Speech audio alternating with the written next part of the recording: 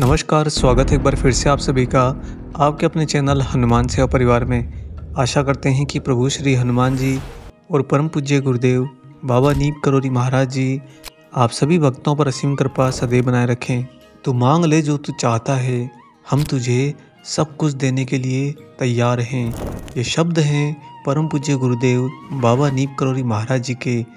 दोस्तों, एक मनुष्य जन्म लेने के बाद में माँ की गोदी मांगता है तो वहीं पर वह मृत्यु शैया पर पड़ा हुआ अंतिम कुछ सांसें भी मांगता है और बीच के जीवन के पूरे कालखंड के अंदर न जाने कितने तरह की तुलनात्मक दृष्टि ईश्वर से मांगता है। इसका तात्पर्य यह है कि जब हमें सांसें इस जीवन की मिलती हैं, वहाँ से लेकर जिस दिन सांसें हमारे इस जीवन की वापस ले ली जाती हैं, उसके बीच के सारे सफ़र के अंदर मात्र हम यहाँ पर मांगते रहते हैं।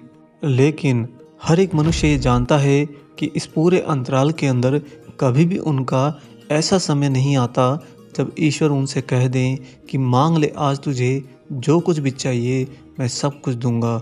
आखिर क्या है इसके पीछे की वो वजह जिसके कारण हम इससे वंचित रह जाते हैं? आज का ये वीडियो आपके इसी प्रश्न का उत्तर लेकर आया है। वीडियो को बड़े ध्यान से सुनिएगा और महाराज जी के दिए गए सार को ग्रहण करने का प्रयत्न कीजिएगा। यही हमारी आप सभी से प्रार्थना भी है। दोस्तों, इस जीवन के अंदर हम जो कुछ भी मांगते हैं वो आखिर हम किसके लिए मांगते हैं? स्वयं के लिए। और स्वयं कौन है आखिर? वो जिसका तो एक क्षण का भी अस्तित्व नहीं। लेकिन फिर भी मानवीय जीवन का ये गुण है कि वह पूरे जीवन के अंतराल में बस यहाँ पर मांगता रहता है। और आपको ये जानकर बड़ी हैरानी होगी कि यह जो मांगने की प्रवृत्ति जन्म लेने से शुरू होती है और मृत्यु शैया पर अंतिम सांसों को गिनते समय तक हमारे साथ रहती है, इसी के कारण हम हमारे इस जीवन के अंदर भक्ति के परम रस को प्राप्त नहीं कर पाते। सही में तो भक्ति कोई होमवर्क नहीं है कि हमें इस जीवन के अंदर यहाँ पर भेजा है बस थोड़ा सा हिस्सा पूरा करने के लिए, अपितु भक्ति तो वह रस है जो हमें स्वयं ही अपने ही स्वभाव के अंदर आगे लेकर जाना होता है। एक जीव आत्मा अगर मानवीय जीवन के दौरान भक्ति के सफ़र को आगे बढ़ाने में सफल रहती है तो वास्तव में वह अगले जन्म के अंदर एक उन्नत जीवन प्राप्त करती है। वहीं पर मनुष्य अगर यहाँ पर भक्ति को आगे बढ़ाने में सक्षम नहीं रहता, अपितु बस मांग मांग कर इस जीवन का भरण पोषण करता है और स्वयं को झूठी दिलासा देता है कि मैं 2 अगरबत्ती और दीपक जलाकर भगवान की भक्ति कर रहा हूँ, तो वास्तव में वह अगले जन्म में फिर से इसी प्रक्रिया को दोहराने के लिए यहाँ पर भेज दिया जाता है। परम पूज्य बाबा नीम करोली महाराज जी हर एक जीव आत्मा का यह यथार्थ भली भांति जानते हैं और साथ ही महाराज जी हमारे सारे जन्म चक्रों को जानते हुए हमारी जीव आत्मा के केंद्र में विद्यमान हमारे संत तत्व को भली भांति पहचानते हैं। अब हो सकता है कि आपके मन में एक प्रश्न आए कि आखिर हमारे में भला कैसे संत तत्व हो सकता है? हम तो न साधु हैं, न सन्यासी हैं, न योगी हैं, न तपस्वी हैं, फिर भला हमारे अंदर कोई संत का तत्व कैसे हो सकता है? परंतु हम इस जीवन के अंदर इसी जीवन की वास्तविकता से अनभिज्ञ होते हैं। हम वो नहीं जो हम हैं और हम जो हैं वो तो हम कदापि नहीं।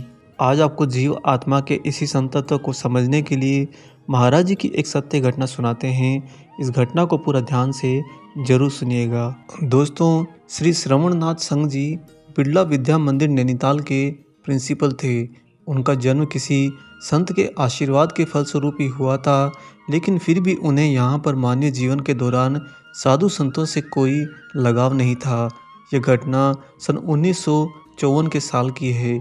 एक दिन उसी विद्या मंदिर के प्राध्यापक श्री किशन चंद्र तिवारी जी महाराज जी को अपने घर लिए जा रहे थे और उसी मार्ग पर सामने से श्रीमान संघ जी आ रहे थे। जब दोनों समांतर आए तो महाराज जी और संघ ने एक दूसरे को देखा। बाबा के मुंह से तुरंत ही फूट पड़ा, हमारा प्रिंसिपल आ गया। दोस्तों, यहाँ पर जो भाव हमारा का था वह महाराज जी का अपने भक्त को प्राप्त करने का भाव था। परंतु चूंकि संघ किसी साधु संत में कोई विश्वास नहीं रखते थे, अतः संघ जी बिना कुछ बोले अपने घर चले गए। घर तो आ गए, लेकिन बाबा नीम करोली महाराज जी के मुख का जो एक बार दर्शन हुआ था, उस मात्र क्षणिक दर्शन ने ही श्रीमान संघ जी के भीतर महाराज जी के प्रति श्रद्धा के अंकुर उगा दिए थे और वे एक दिन बाबा के दर्शन के लिए स्वतः ही हनुमानगढ़ जा पहुंचे। जब वे वहां पर गए तब बाबा ने अपनी कुटिया में उन्हें अकेले में दर्शन दिए। दोनों लोगों के बीच में लगभग 20 मिनट तक बातचीत हुई। इसके बाद में श्रीमान संघ जी वापस लौट आए। थोड़ा कुछ और समय बीतने के बाद में एक बार संघ जी कुछ भूटानी छात्रों को पहुंचाने के लिए भूटान गए थे। वहां के राजा दोरजी चोग्याल जी ने उन्हें आमंत्रित किया। तब राजा श्रीमान संघ जी को अपने साथ लेकर अपने राजगुरु लामा के दर्शन कराने के लिए ले गए। लामा उस समय 150 वर्ष के हो गए थे, एकदम वृद्ध, बिल्कुल जर्जर अवस्था में। जो ही उन्होंने श्रीमान संघ जी को देखा, देखते ही बोले कि यहाँ पर क्यों आया है। श्रीमान संघ जी ने कहा कि आपके दर्शन और आशीर्वाद के लिए। सामने से लामा जी ने तुरंत ही कहा कि तेरे पास तो एक महान संत है, वह तो तुझे सब कुछ दे सकता है, फिर तू भला यहाँ पर क्या करने आया है। ऐसा कहने के बाद में दोस्तों, लामा ने बाबा नीम करोली महाराज जी की वेशभूषा, डील डोल और रंग रूप का पूरा वर्णन कर दिया। दोस्तों, आम मनुष्य भले ही बाबा नीम करोली महाराज जी से अनभिज्ञ रहा हो, लेकिन इस संसार के सारे साधु संत बाबा को भली भांति जानते थे।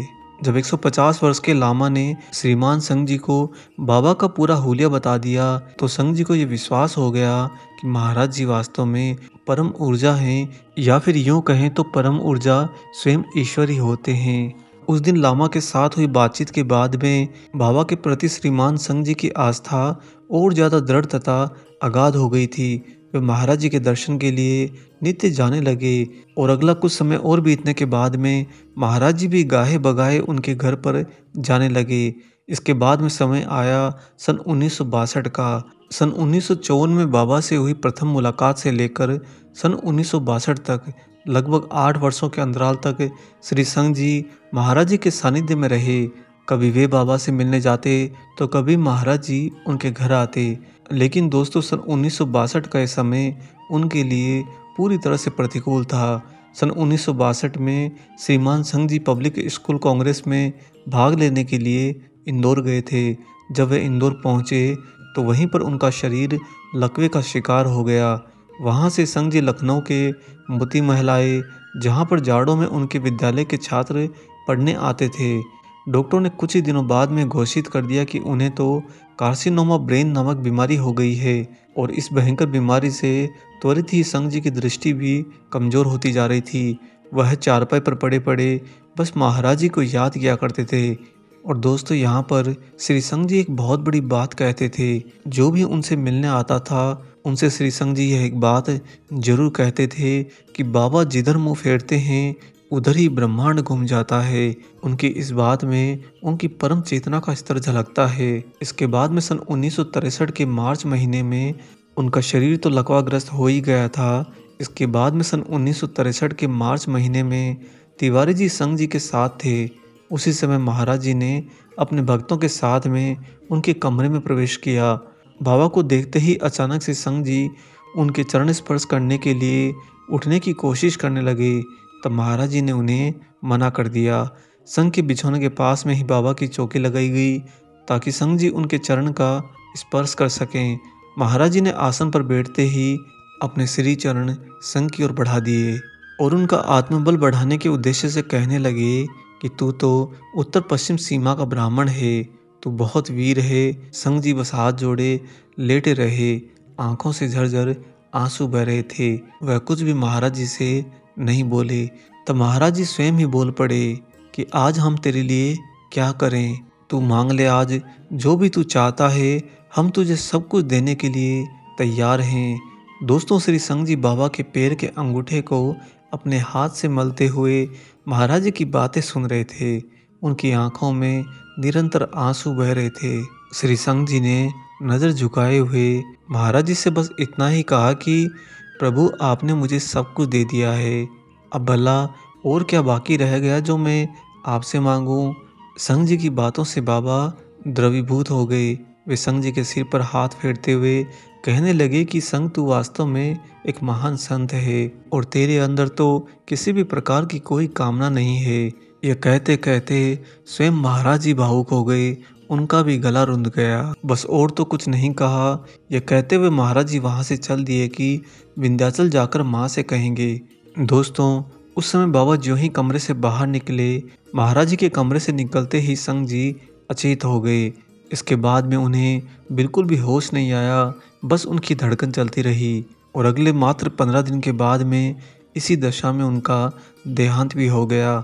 दोस्तों, आपको जानकर ये हैरानी भी होगी कि जिस दिन श्रीमान संग जी का देहांत हुआ था, उस दिन महाराज जी इलाहाबाद में थे। संग जी ने जब शरीर छोड़ा तो उधर भक्तों के बीच में बैठे बाबा ने कहा कि आज संग मुझ में समा गया है, और ये कहते ही उनकी आंखों से आंसू चू पड़े। संग जी तो अपने जीवन का काल पूर्ण करके विदा हो गए, परंतु आज तक उनके परिवार पर महाराज जी की कृपा यथावत बनी हुई है। दोस्तों, महाराज जी ने उनके जीव आत्मा के संत तत्व को देख लिया था और इसी कारण से महाराज जी ने उनसे कहा था कि मांग ले जो तू कुछ आज मुझसे चाहता है, हम तुझे सब कुछ देने को तैयार हैं। हमें याद आता है कि यही शब्द बाल प्रभु श्री राम जी ने काका भुसुंडी जी से कहे थे और काका भुसुंडी जी ने भी उनसे बिल्कुल वही बातें कही थी जो यहाँ पर श्रीमान संग जी ने कहा था कि आपने मुझे सब कुछ तो दे दिया है, इसके बाद में ऐसा क्या बाकी रह गया जो मैं आपसे मांगूं। दोस्तों, ये जो भाव होता है यही आपकी भक्ति को आगे लेकर जाता है। भक्ति यहाँ पर इस मानव जीवन में कम ज़्यादा को पूरा करने के लिए नहीं है, अपितु भक्ति तो इस जीवन से आगे निकलकर अगले जीवन में 2 कदम और आगे जाने के लिए आपका रास्ता है। अगर आप उस पर चलकर आगे की ओर बढ़ते हैं तो वास्तव में आप एक दिन ईश्वर के सम्मुख होंगे और ईश्वर का साक्षात्कार भी आपको अवश्य प्राप्त होगा। हम उम्मीद करते हैं कि महाराज जी का ये गूढ़ संदेश आप तक ज़रूर पहुंचा होगा और आपने इसे भली भांति ग्रहण भी किया होगा। फिर भी अगर आपके मन में कोई प्रश्न है, कोई सवाल है, तो आप यहाँ पर कमेंट बॉक्स में नीचे लिख सकते हैं अथवा इंस्टाग्राम पर हनुमान सेवा परिवार के पेज पर जाकर वहाँ पर मैसेज भी कर सकते हैं। हम पूरी कोशिश करेंगे कि आपके प्रश्नों का हल निकले। आशा करते हैं कि आज का ये वीडियो आपको ज़रूर पसंद आया हो। वीडियो अगर अच्छा लगा है तो जाने से पहले इसे लाइक कर दीजिए और अगर आप चैनल पर नए हैं तो चैनल को सब्सक्राइब भी कर लीजिए। मिलेंगे बहुत जल्दी ही एक और ऐसे ही अलौकिक अंक के साथ। तब तक अपना और अपने माता पिता का संपूर्ण ख्याल रखिए और परम प्रभु श्री राम जी का निरंतर गुणगान करते हुए बाबा हनुमान और बाबा नीम करोली महाराज जी की निस्वार्थ होकर सेवा करते रहिए। जय सिया राम।